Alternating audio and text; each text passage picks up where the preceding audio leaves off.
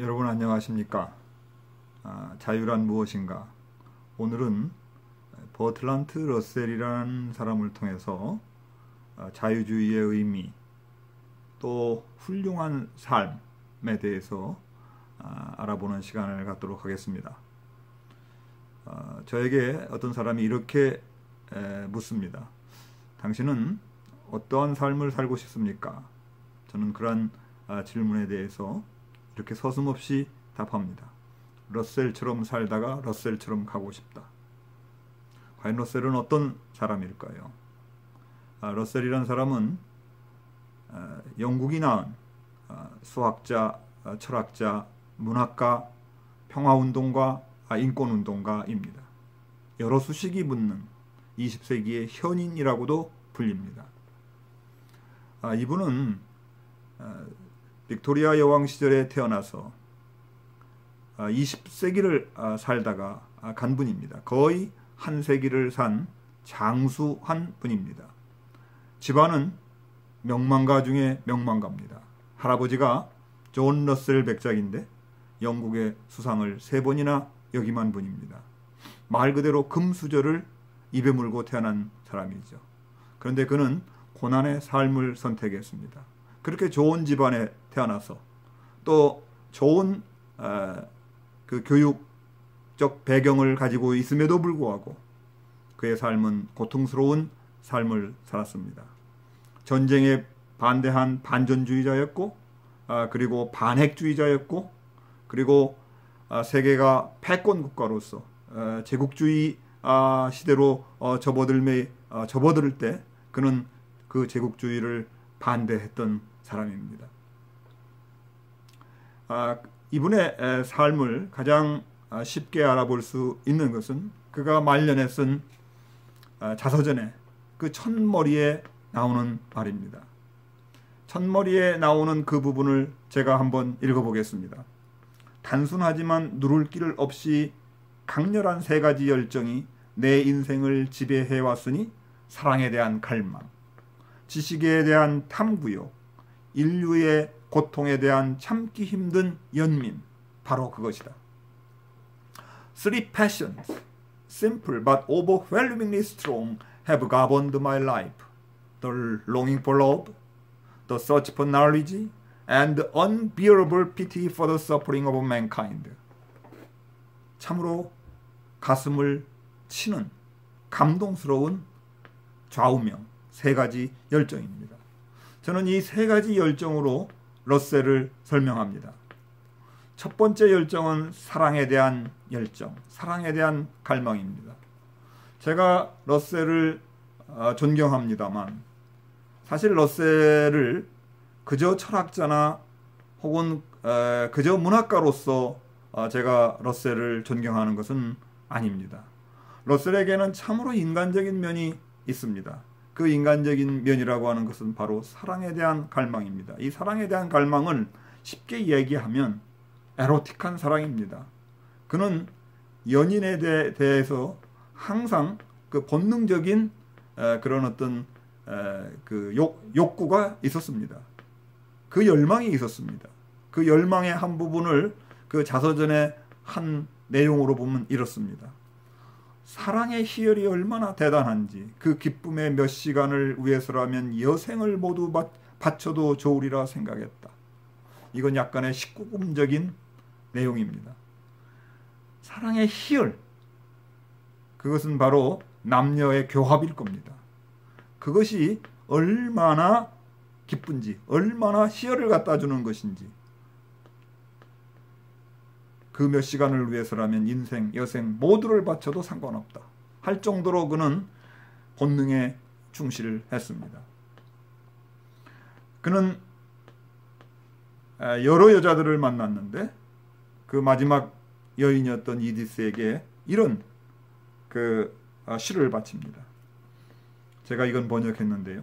오랜 세월 평온을 찾아 헤맸소. 인생의 환희도 고통도 만났다오. 인간의 광기를 목도했고 고독함이 무엇인지도 알았소.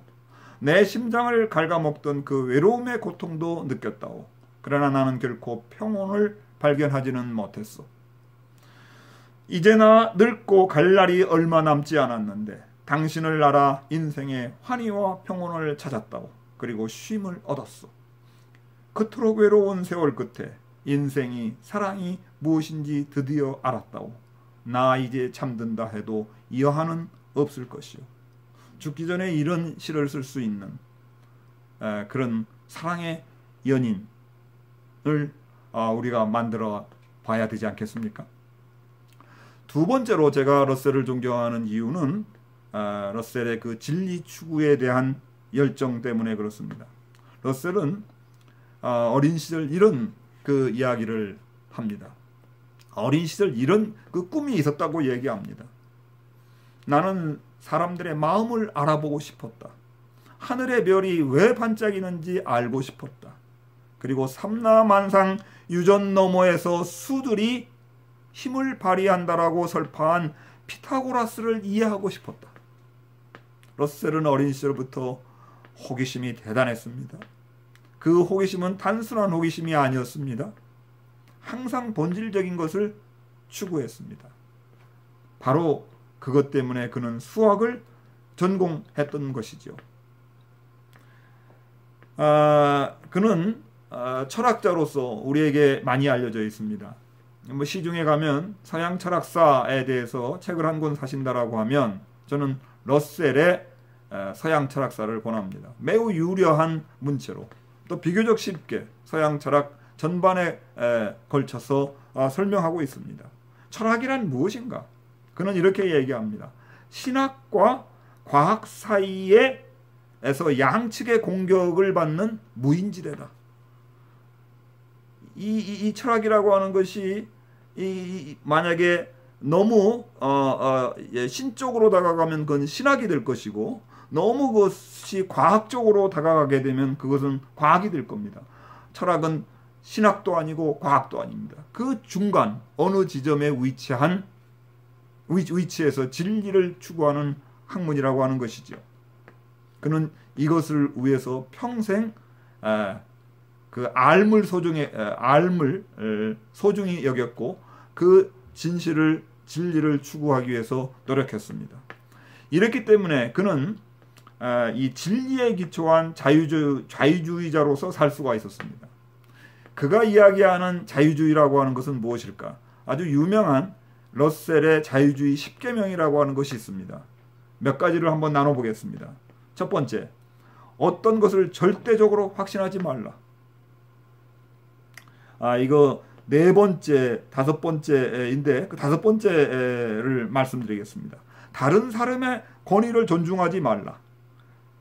반대의 권위들이 항상 발견된다.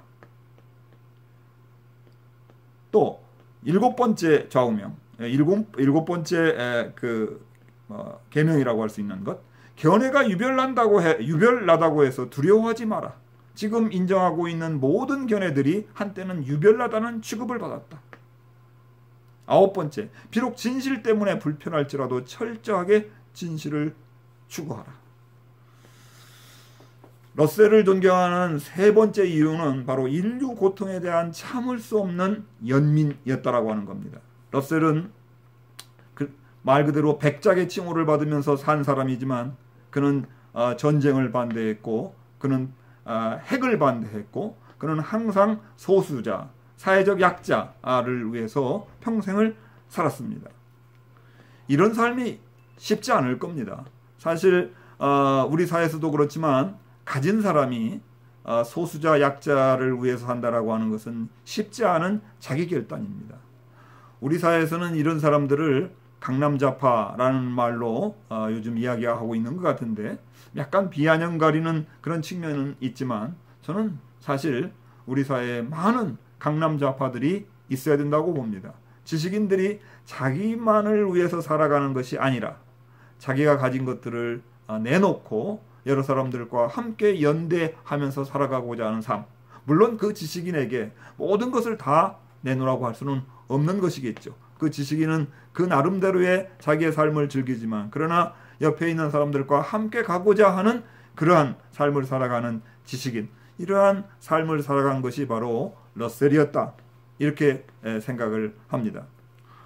저는 이 러셀의 삶이라고 하는 것은 러셀 스스로가 이야기한 것처럼 바로 사랑으로 고무되고 지식으로 인도되는 삶이었다. 이렇게 이야기하고 싶습니다. 오늘 간단하게 러셀의 삶을 돌아보면서 우리가 나아가야 될 방향, 또 우리가 훌륭한 삶이라고 하는 것이 무엇인가에 대한 약간의 그 생각을 한번 해볼 수 있는 그런 시간을 가졌습니다. 여러분들 새해를 맞이해서 어떠한 삶이 훌륭한 삶인지에 대해서 다시 한번 생각할 수 있는 시간이 되었으면 좋겠습니다. 대단히 감사합니다.